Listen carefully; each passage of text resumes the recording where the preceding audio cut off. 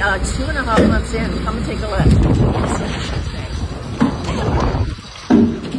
So, as you can see, these are the original ceilings, which were already open. We've lowered those down so that we can have the can lighting up there. And then, if you turn around, we've opened all of these ceilings up, all the way down, 13.5 feet high.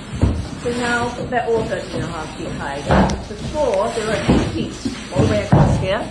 Now it goes all the way up. Can lighting everywhere. And now we've got the insulation. So we've got foam insulation going in the ceiling. And come into the master bedroom. We've got the whole room being insulated here. And they're going to finish by tomorrow.